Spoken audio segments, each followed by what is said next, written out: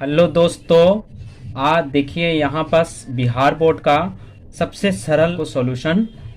देखिए त्रिकोणमिति NCERT book का है और क्लास 10th प्रश्नावली 8.1 फर्स्ट 8.1 का फर्स्ट क्वेश्चंस।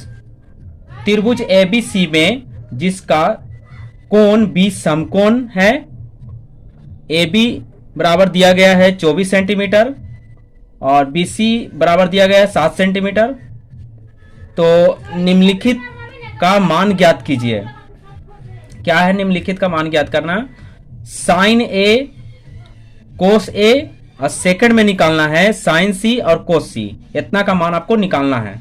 तो देखिए यहां पास क्या है कि इसका सॉल्यूशन के लिए क्या करना है, आप यहाँ पास हल लिख सकते हैं हिंदी में और इंग्लिश में सॉल्यूशन भी लिख सकते हैं। तो देखिए अब इसको बनेगा ये कैसे। सबसे पहले क्या करेंगे कि एक माना कि त्रिभुज एबीसी एक समकोण त्रिभुज है। आपको क्या करना है, पहले एक माना कि त्रिभुज एबीसी एक समकोण त्रिभुज मानना है। उसके बाद एक बनाना है समकोण त्रिभुज। इस समकोण त्रिभुज बनाने के बाद आप इसका नाम रखेंगे ए, उसके बाद बी, उसके बाद सी। अब देखेंगे कि प्रश्न में दिया गया है ए बी बराबर 24 सेंटीमीटर, तो ए बी बराबर 24 सेंटीमीटर बैठा देंगे। फिर बी सी बराबर 7 सेंटीमीटर, तो बी सी बराबर आप 7 सेंटीमीटर बैठा दें। उसके बाद देखना क्या है कि जिस चीज का वैल्यू हमको फाइंड करना है, इसको फाइंड करने के लिए मतलब निकालने के लिए, मान निकालने के लिए हमको समकोण त्रिभुज के तीसरी भुजा ज्ञात होनी चाहिए। यह समकोण त्रिभुज की ए बी तो दे दिया, बी सी भी दे दिया, क्या ए सी नहीं दिया था, तो तीसरी भुजा हमको निकालना है। तो चलें इसको देखिए सामान्य रूप से कैसे बनाते हैं, एकदम साधारण। इसको क्या करेंगे कि तीसरी भुजा जो निकालने के लिए ये जो समकोण त्रिभुज में लागू होता है वो होता है पाइथागोरस प्रमेय से। तो पाइथागोरस प्रमेय क्या होता है एक एक फार्मूला होता है। कर्ण होता है सबसे लंबी भुजा और ये होता है जो लंब कहलाता है, नीचे जो कहलाता है वो आधार कहलाता है।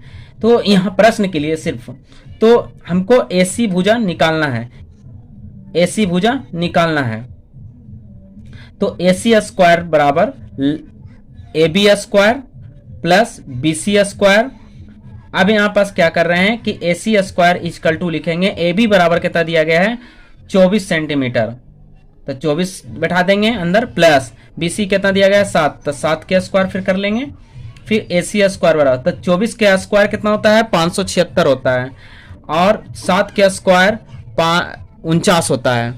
तो अब देखिए यहाँ पास क्या करना है कि जब 576 और 49 जोड़ेंगे तो 625 आएगा। तो एसी जो स्क्वायर जो है अभी क्या करेंगे, ये रूट में चला जाता है ना, रूट में चला गया। तो 625 का वर्गमूल निकालेंगे तो 625 का वर्गमूल क्या आएगा 25 आएगा, यानी एसी हमारा प्राप्त हो गया। एसी भुजा कितना निकल गया 25 सेंटीमीटर निकल गया।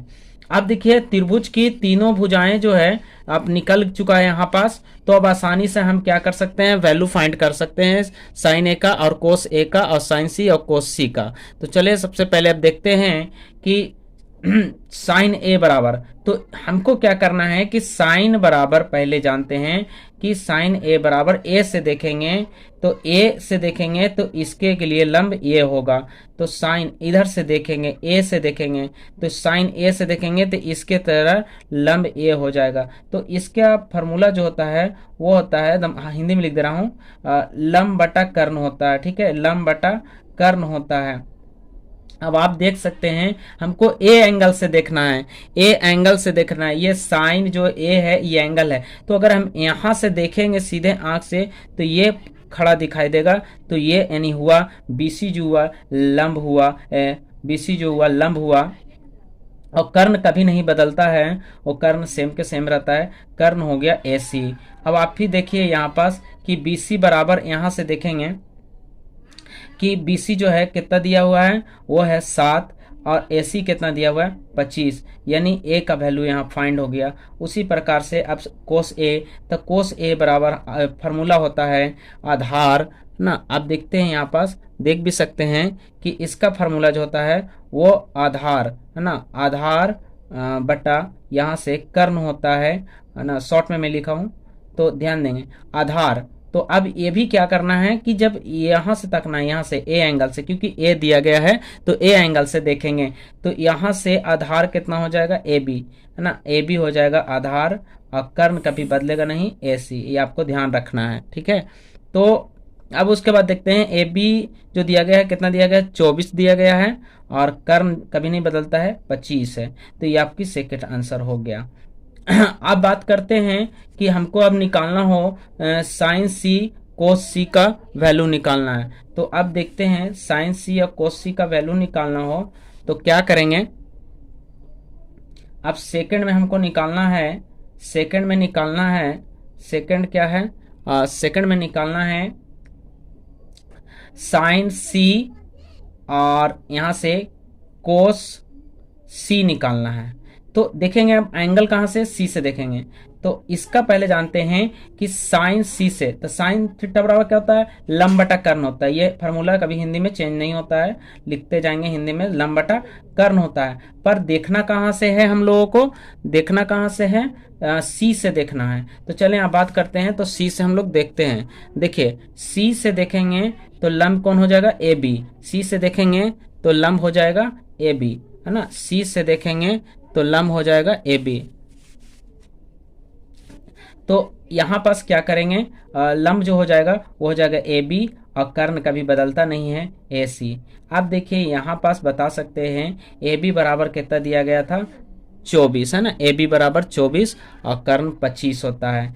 तो आप देख सकते हैं ए बी बराबर आराम से यहाँ डाल सकते हैं कि 24 बाई कितना हो जाएगा, 25 हो जाएगा, यहाँ से ये को निकल गया। अब यहाँ पास कोस सी से, तो सी से चलना है कोस सी, तो यह भी होता है, हिंदी में लिख देते हैं आधार बटा क्या होगा, कर्ण होगा, ठीक है, आधार बटा कर्ण होगा। यहाँ से क्या करना है कि आधार कितना है, तो आधार नीचे से दिखाई देगा, तो आधार कितना है, 7 है ना, कर्ण कितना है, 25 है। तो आधार नीचे हो गया इसके लिए, सी कोस के लिए 7, और यहाँ से हो जाएगा ये 25, यानी दोनों आंसर कंप्लीट। Thank you.